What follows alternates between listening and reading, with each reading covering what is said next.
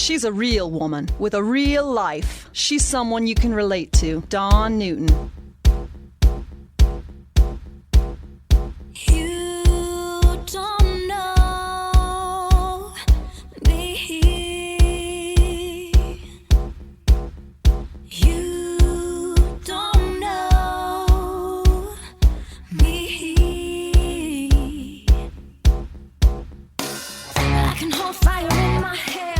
Welcome to the Dawn Newton Podcast. I am your host, Dawn Newton. You know, I love the holidays as much as anybody, but it does get stressful. Even under the best of circumstances, it can leave you feeling very overwhelmed. Stress can take a toll on your body, and you may not even know it. Understanding how stress affects the body is a key step in addressing it. Joining me today is Dr. Michelle Jackson. She is a naturopathic physician here in Bend, Oregon, and she's here to discuss the effects of stress, as well as important and potentially life-saving ways to combat stress and its long-term effects on our health. Joining me in studio, Dr. Michelle Jackson, naturopathic physician here located in Bend. Yes. Full disclosure, she's been my physician forever.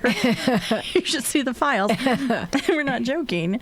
Well, I appreciate you coming in. Of course. And then today we're talking about stress. And I mean, of course, it's fitting. It's with the holidays, kind of presents that. I mean, in that, it just, even in the best of circumstances, it gets stressful.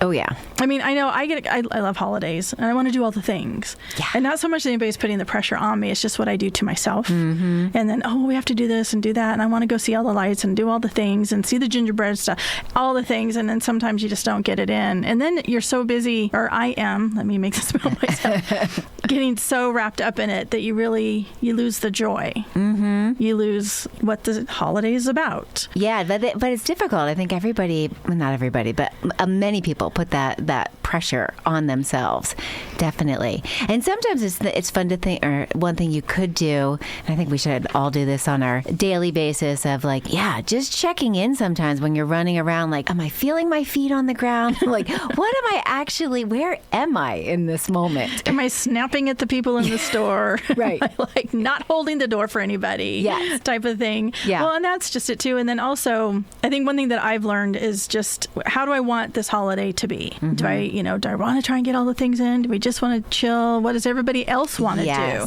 So sometimes doing a family meeting helps. What do we want this to look like? Yes. And where do we want to spend our time, our money, our energy? Do we just want to chill? Because you don't have to do anything. Right. It's how do you want to look back on it? Right.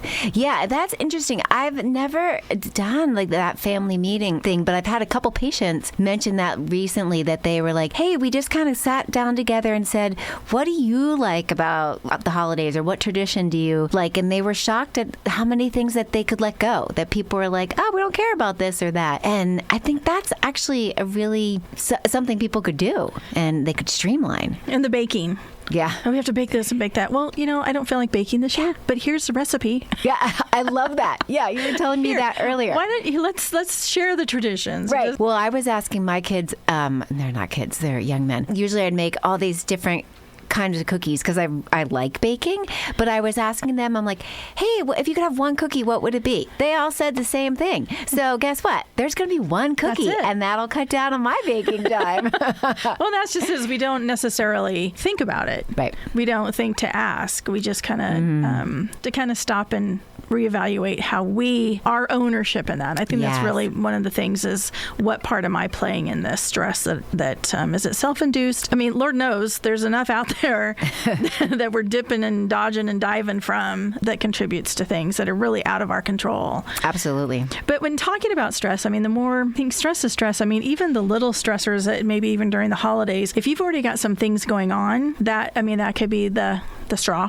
Mm-hmm. The cherry on top, the whatever that kind of maybe put your health over the edge and something might happen. Mm-hmm. When you talk about acute stress versus chronic stress, what is the difference? Sure. So our bodies don't know the difference between acute and chronic stress. And it's really, most people will realize the adrenal glands, which are these little glands above your kidneys. They think about stress. So my adrenals are stressed. But it's really your brain. What happens is if you perceive something as stressful, cortisol. Your brain, it's actually called the hypothalamus pituitary adrenal axis, or HPA axis. Your hypothalamus says, oh, there's a stressful event, tells your pituitary to tell the adrenals to make cortisol, mainly. And it's really like the same reaction of what your body needs to do from running from a tiger, which is the same reaction as what your body needs to do to, oh, I have to wrap all these Christmas presents.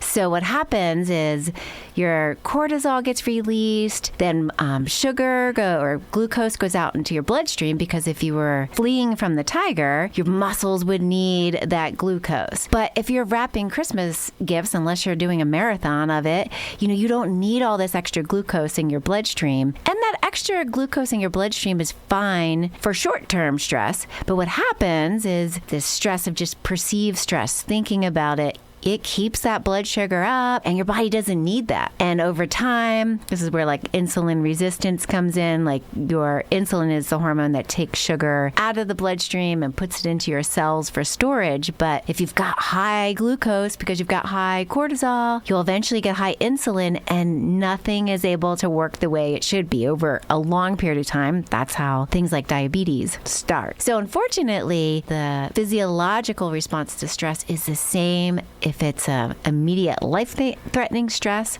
as well as just a perceived mental stress. When we talk about like chronic stress and we start seeing the adverse effects on our body, what kind of a time frame is that? If you've been under stress longer than this, or is there a time frame immeasurable to that? Yeah, that's a really good question. It kind of depends. Like, obviously, this holiday time can ramp it up. But honestly, in our society, and I'm guilty of it too, there's a lot of chronic stress happening all the time.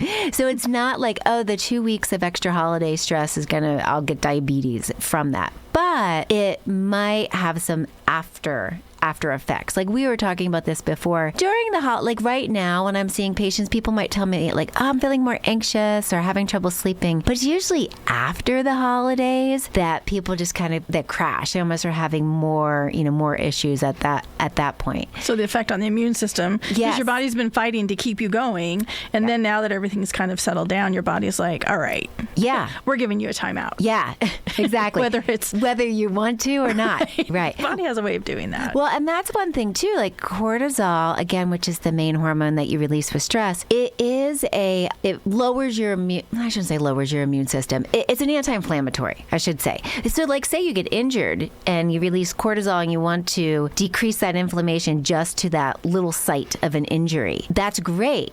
But long-term, chronic cortisol is going to cause low-grade inflammation for a long period of time, suppress your immune system. So again, like, this short-term stress is great. It could keep us alive, but it's this long-term that we're just not adapted to. And sometimes we don't realize that we are in long-term stress. Yeah, right. That's the part, whether it's, maybe it's a relationship, maybe somebody's health is failing and it's been a long-term illness type of thing, or moving. I mean, there's just so many things that go through finance, job. I mean, there's a lot of things that we just don't realize that is taking a toll.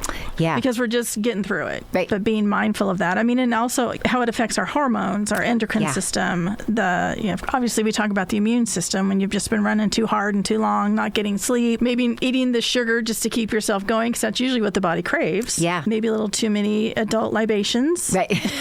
Exactly. To help numb some of the holiday stress.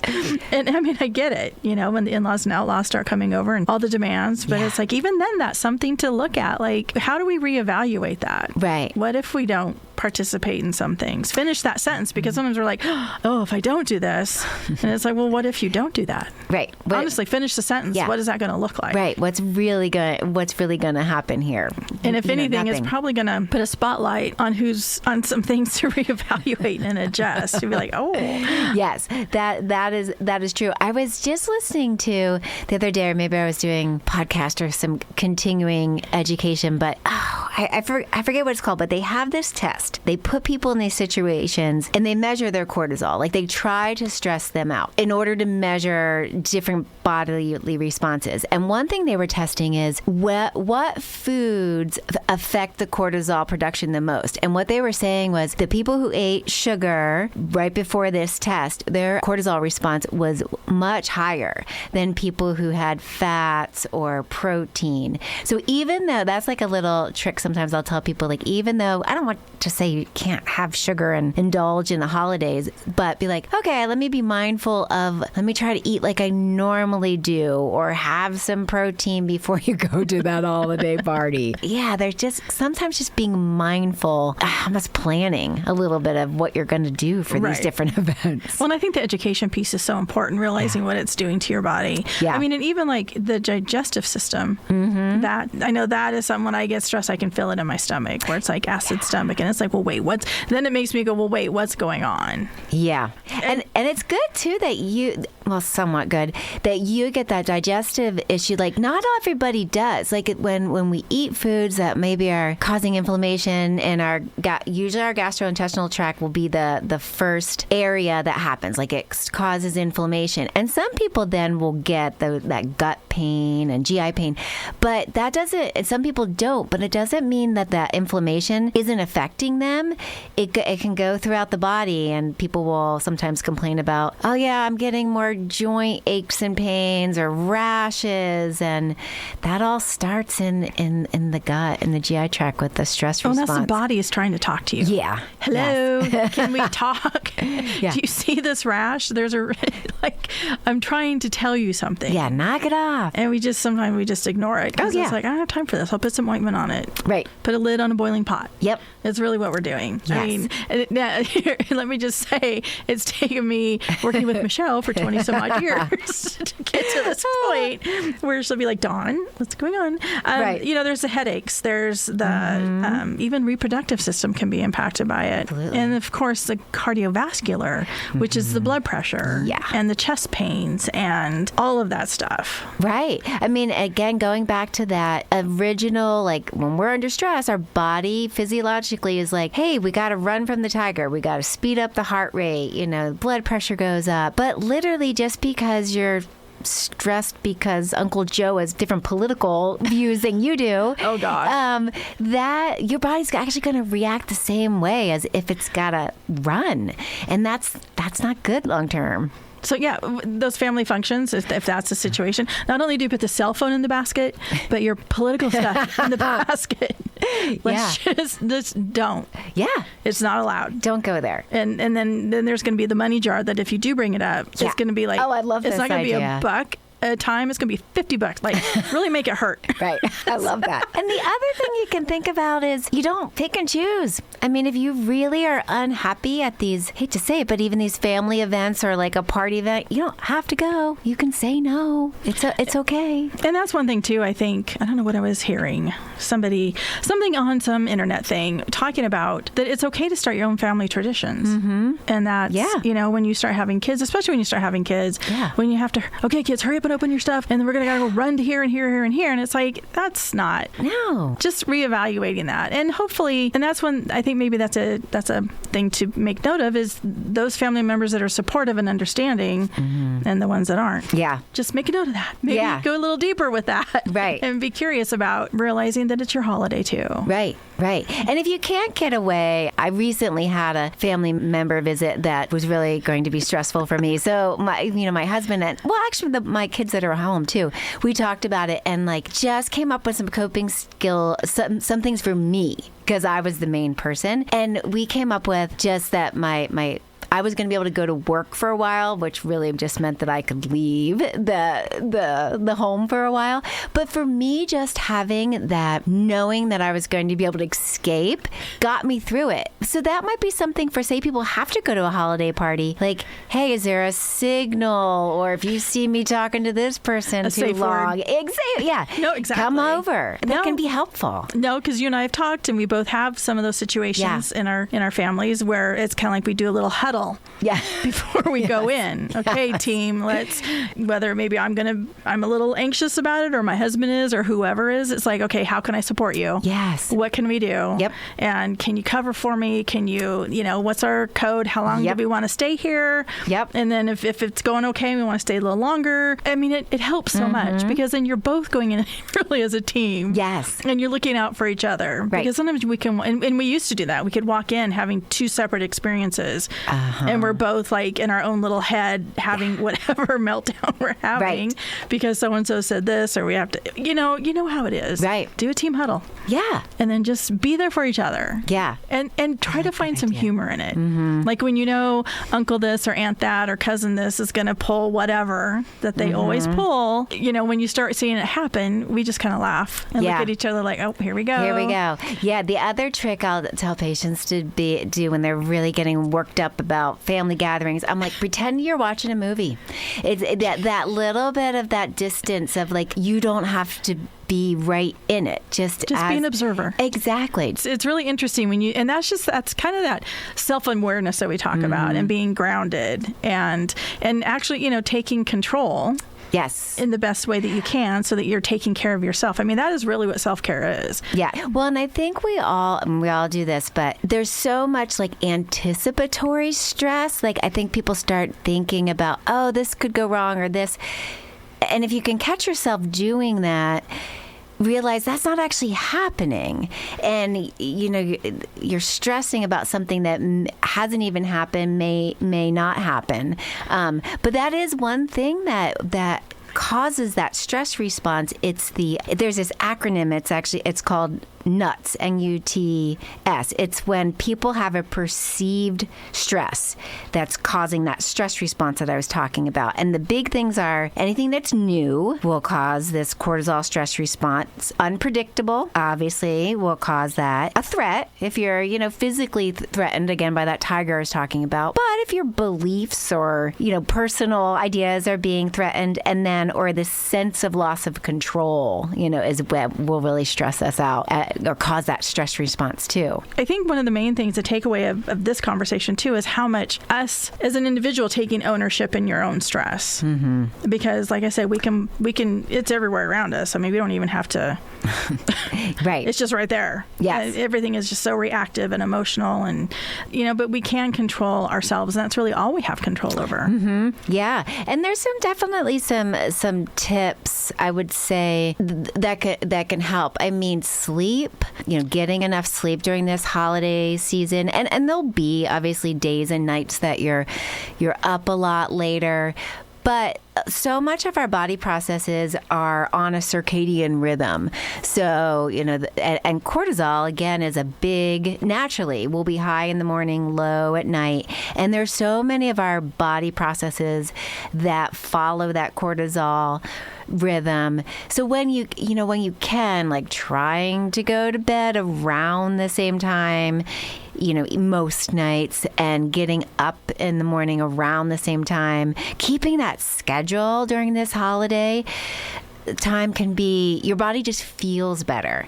And lately I've really been doing some research about how getting outside in the sunlight in the morning really, really sets your circadian rhythms for the day of like, oh, it's time to wake up and my metabolism should be up and awake. Yeah, like you're not going to be able to control all of the stress, but doing things like proper sleep, exercise, moderate exercise, just even walking, even though it's a little bit of a stressor on our body, it helps us deal with these bigger stressors. Supplementation, yep. Is there supplementation that you recommend? I know vitamin D seems to be a big one. Yeah, in general. And here in Oregon or Central Oregon, well, Oregon in general, because of our latitude, yeah, most people are really low in vitamin D. Like that's one of the things, like you can supplement with vitamin D, but since it is a fat-soluble vitamin, you really should test it because you can you could take too much vitamin D, and the problem with that is it stores in your body and it blocks the other fat-soluble vitamins, which are A, E, and K, from being absorbed. But with that said, it's an easy test, and most people need some vitamin D. It helps whether your immune system and the sleep-wake cycle and those kind of things. But as for, people often ask, because this is just our society, oh, can I just take a whole bunch of, an herb or a vitamin and I'll yeah. We'd all love that pill. Right? Exactly. We just all need that pill. I mean, there are some and things that can, in general, help your adrenal system. Things like maca root, rhodiola. And it's funny, a lot of these herbs they're grown in areas that live in really harsh climates themselves. They're usually like the roots. So I'm always like, oh, it's like the tough part of the plant. But it's interesting. I don't know if you've noticed this too. There's ways that I've been seeing, they're called adaptogens. They're herbs that just kind of help you withstand a stressor. And I've noticed them in different things more. Like there's teas and coffees and like bubbly drinks that now advertise that there's some rhodiola or ginkgo in there. And traditionally these were used more as teas, but not everybody drinks tea anymore. So it's interesting. So those kind of herbs wouldn't hurt. Or I have people that are having trouble sleeping. I was like, well, it wouldn't. You can do some melatonin or some GABA support. There's over-the-counter things that you can do. I think turning off your phone, turning off those devices, turning off the screens. And that's hard. I mean, that is hard. I'm guilty. Oh, yeah. And just turn it off so you don't have to hear the ding or the ping or the whatever or the vibrate. Just just test yourself. Yeah. Just like when we go up to the mountain, well, it's almost better up there too. You can still get cell service. Yeah. But it's like, I love going up there because nobody can find me. Yeah. Embrace that part. Nobody can find me. Right. Maybe even seeking help from a mental health practitioner to help through that. Because I mean, I remember, when my dad passed, and this was clear back in '98, just those anniversaries, those holidays, and just because he was such a part of that. And then these holidays put a spotlight on who's missing. Yeah. And the memories and the anniversaries and all the things. So you're not meant to go it alone. Right. Yeah. And I think realizing that, like, our body does, I feel like, really store certain memories. Like, I remember talking with a patient recently. She's like, in December, she's like, my anxiety just goes through the roof. And it wasn't holidays. It was early December, and just asking her, well, what happened in December? And then her realizing there was this really traumatic event for her when she was a lot younger. But she's like, that's such a light bulb for me. She just realized, like, that it gets triggered, whether it's the light or whatever, but our body remembers these things. So if there are things that you can try to figure out, like, hey, this happens to be a tough time for me and around this time of year, and just give yourself some grace. I think that's kind of a form of like little PTSD, something that's not been healed or talked about. And that's not, and the thing is too, is like all of these things that you could be doing, or the things that we're doing that's causing self-induced stress, right, doesn't make us a bad person. And it's not like we're trying to do a pile on, like, oh, here's some more things for you to do that you're just like, I remember it's like, oh, it's just one more thing I'm going to fail at, or one more thing I got to do that I don't have time to do, and just let me get through the whole, you start lashing out. Right. Exactly. Like, I would love to be like, oh, everybody should do yoga every day and breathing every day and exercise every day and eat well. Well, that sounds overwhelming. But if you can catch yourself that, oh, I'm feeling stressed right now, and even take a breath, it's amazing how much that can reset. One thing that I do, and I've probably done this for the last 2 years now, I have speaking of our phones, they can be helpful. I have a reminder on my phone at 3 o'clock. I think it's probably been on, we've been together and it's gone off. It's my gratitude alarm. And every day at 3 o'clock that goes off, and I just try to think of a couple things that I'm grateful for. It's something that now my brain is a little bit more triggered. It's just that little pivot. That. Even if you just step outside, especially when it's cold like it is, and just like, don't put a coat on, just go stand outside. First of all, you're going to be like, oh my God. It's cold. And then just take some really big, deep breaths. I mean, it's not hard to do. Yeah. And then you can run back in. Right. But just challenge yourself to kind of to pivot as best you can. Right. Just throw yourself, especially if you're stressed behind your desk, if you can get outside, just, I don't know, just to the mailbox. Right. Just go out to your car. Whatever it is, it doesn't have to be some big extravagant thing. It doesn't have to be this perfect sitting meditation. And you don't have to tell anybody what you're doing. Yeah. Right. I mean, the whole thing is a relationship with self. Yeah. And how much can we own and how much, because we do have a lot more power than we realize. Because everybody likes to think that they want you to think you don't have power because you got to do all the things. Yeah. Yes. Yeah. Right. And I think also laughing or even crying. Yes. Let it out. Yes. Go find something silly. Turn on the music loud. Do whatever. Find those funny movies. Your nervous system will thank you. Yes, exactly. And even I mean, we all harp on our phones. They can be a problem. But even like I've found myself, okay, I'm like, I have to work. Say I've got like 4 hours of work. Setting my phone alarm for an hour, and then when that goes off, I'm stopping for a minute, like you said, and going outside or just taking some deep breaths, and you're more productive that way.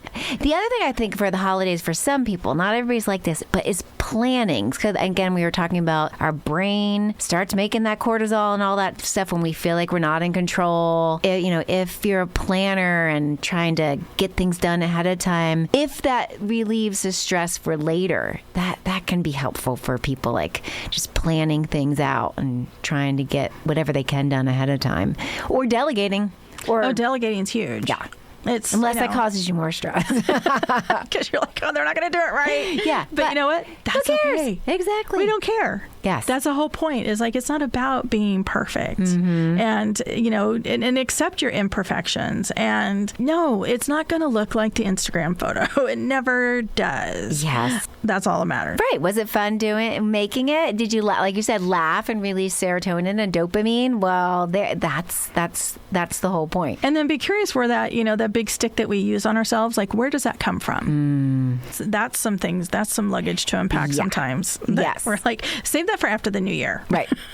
And to go back, I mean, we're talking about all these little things, but people, if you really are struggling with depression or anxiety, and a lot of times I see it after the holidays. What is really nice about there's so many more options now to like get help with, places like online or BetterHelp, or a lot of the local counselors, they're booked. Like, it's really hard to see someone in person, and I'm just grateful that there are options for people to get help, sometimes easier. So not all this, I mean, if you're really struggling, people need to get, more talk therapy help. Well, and especially if you have any family members or friends that you can just sit and just ask how are you doing? And what can I do to help? Yeah. So you don't feel alone, because I think that happens during the holidays too. Yeah. When we talk about the chronic versus acute, and then the effects on the system, weight changes are stress related at times, and then digestive issues, the cardiovascular.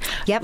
If we're concerned about that, or maybe that's already been something that's been mentioned from our physician, or that you're noticing it. Yeah. Is there anything that we should be doing during the holidays? Maybe check back in with your physician, get a blood pressure cuff for at home, or things like that maybe we can be monitoring ourselves.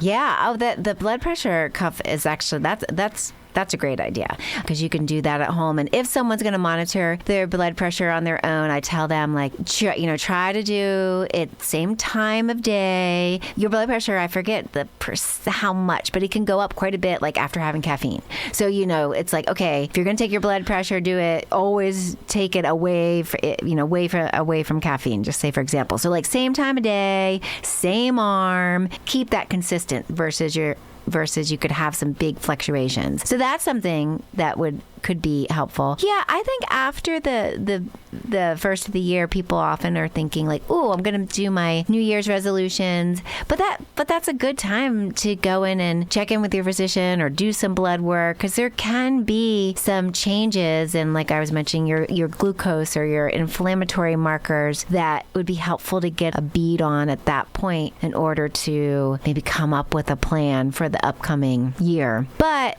we're not going to avoid stress completely during the holidays. So that's where those simple things of staying hydrated. I often recommend, if someone's going to have a drink, make sure, try to drink, for every drink, like whether it's wine or cocktail, have a glass of water, equal amount of glass of water, or water with electrolytes. That can be very helpful. And of course you're going to have sweets and everything else, but if you can try to continue on your diet 80% of the time, that's helpful. Moderation. Yeah. Sometimes we look at the holidays as a license to just eat. Yes. Kind of like when we were pregnant. Camping, you can eat. That's an excuse to eat whatever. But I mean, right. we've all been there. Yeah. I mean, I don't have it down Right. by any means. Me neither. But I have had things that are stress induced that have affected my health. Or I've had to sit back and go, okay, what do I need to change? How do I make this stop? Yeah. Because I don't like it. Right. So, there is that piece of it because I think that's one of the frustrating things is that when our body does give out or send a very stern Strong message. sometimes we just get going. I mean, I certainly don't feel that I'm the type that I want to compete against anybody who's more stressed. Oh, because there are people like yes. that they thrive on. Oh my God, I'm so stressed.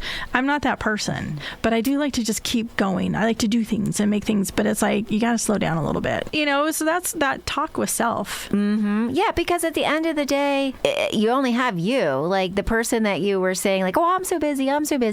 Do what they think really matter. No, to really how you're. No. Is it going to be remembered? Yeah. Is it really a thing? I mean, starting traditions. I mean, that what really matters, and I think that's really the family meeting, the meeting with yourself. Yeah. Like really, what's really important. Yeah, and what's really going on. Like I said, this whole like perseverating about what could happen, or that's actually not going on right now, and you're instigating this stress response for something that's fictitious, and it does have physiological effects. We get stuck in that what if. Yeah. And then we just stop right there. Yeah. Whereas I'm like, and I think it was my son that said, finish the sentence, or somebody said that to me. Well, what if I can't make it up misery trail? Yeah. And he's like, well, what if you can't? Yeah. We'll just go back. Yeah. And I was like, well, Wow. might be a little embarrassed, but okay. Yeah. Like, oh, you raised such a good kid. You know what I mean? Yeah, It's like, yeah. finish the sentence, because I think that well, what if it doesn't? Well, what if if someone else was unable to do whatever, make the cookies or do the things or show up, you'd probably be pretty forgiving or understanding. So why don't we do that to ourselves? Yeah. Yeah. Anyway. Yeah. It's Right. like, we never have it dialed in, but we can sure try Yep. Exactly. and be forgiving of ourselves. Exactly. And I do feel like, as you were like, hey, what can we do during the holidays? And again, I think we're not going to eliminate the stress. So it's trying to keep to some regular routines when we can. That's just helpful. Exercise, eating, sleeping, the best that you can. But it might be after the holidays that you're seeing things change, and that might be the time that you need it. Like you said, is that a good time to see your physician? Yeah, maybe, Just to check in. So we did have a question. Yeah. Rachel had posted on Instagram. I don't know if you're listening, Rachel, but I'll make sure that we get this to you. Hi, Rachel. She was like, what do you do? She has two under 3, 4, and they're very during the holidays that have lots of emotions. Oh. And you got the littles. Yeah. Now, here's the thing, Rachel and listeners. Michelle has 4 boys. They're older now, but you had 4 under 7. yes. So I was like, oh, well, we're talking this during the holidays. The kids they get so excited, especially the littles. Yeah. Because there's just so much going on, and they can pick up on everyone else's energy, and everybody's so excited, and the lights and the this, and oh my gosh, be good. And the song Santa Claus is Coming to Town was enough for me to stay in line. Now we have Elf on the Shelf and all these other things that are going on. Yes. And I was like, I just needed that song. Yeah. And I was good. Right. In the list. Yeah. Yeah. Right. You can't be on the naughty I list. didn't need anything more than that to keep me in line. But now it's like, oh my gosh. Yeah. And that seems to be a competition. So as a parent who had 4 under 7 at one time, and just what you see, what's your advice to, our younger parents with the littles? Because it does get overwhelming. Well, it's probably one of the most difficult things to do as a mom. I mean, ask for help. I don't know if Rachel has somebody that she can be like, can someone just, watch the boys for even a half an hour? Even if she just goes and does some quiet time herself or to run an errand. I don't know how old they are, and this might not be realistic. She has a son and a daughter. Okay. When they're old enough to help a little bit, I mean, it might not be at that point in order, might make it more work for her. But if any times there's anything that you can have the kids, help with, that can occupy them, and it could help you, but also routines for them. Make sure they get outside every day and get that energy out. Make sure most of the time they're keeping to their sleep regime and, trying to feed them regular as they happen. And this doesn't pertain to kids. I want to say that I don't want to forget about this. Kids as much, but like I'll have patients be, they're worried about holiday party. They don't want to overeat, so they starve during the day. Well, that, so that they can, they can indulge at these parties. That's just going to wreak havoc on your system. You're going to be low blood sugar, which is stressing out your body, and then you're going to get high blood sugar from the sweets or whatever.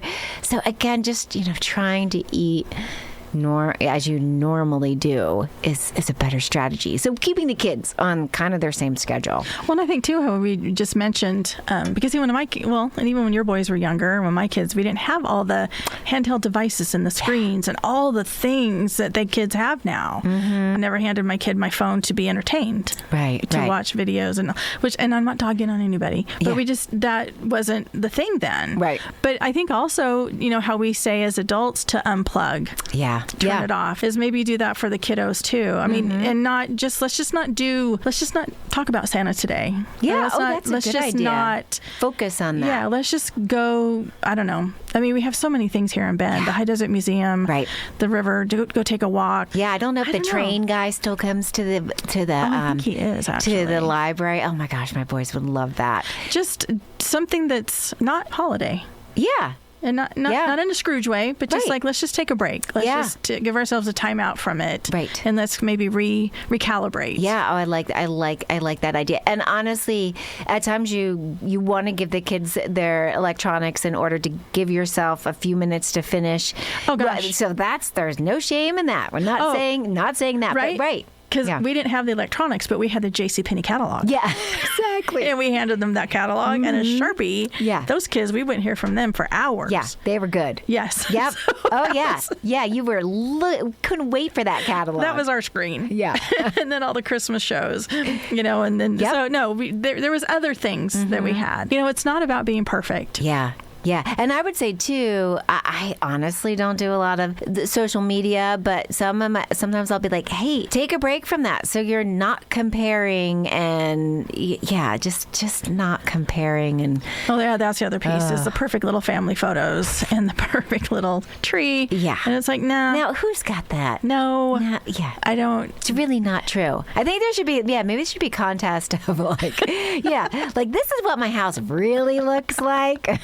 Go ahead and make the mess. It's okay. Have fun with the kids. Get the glitter all over. It'll vacuum up. Right. It'll be fine. Right. And those are the memories. Mm-hmm.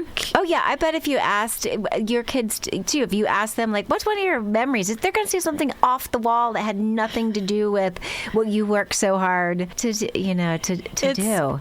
So just and just be self-aware and just ask yourself, what am I doing to contribute to my own stress? Yep. And not to beat yourself up. Nope. But to is this really happening? Or am I just thinking that this is going to happen and getting myself all in a tizzy? Because here's the thing. If you don't have your health, you can't do any of this Christmas stuff anyway. Because you're going to be too wiped out or injured or something else is going to happen. Yeah. So if you really want to keep that going, that train going, you need to kind of maybe reevaluate. I mean, and it's an ongoing process. Yeah.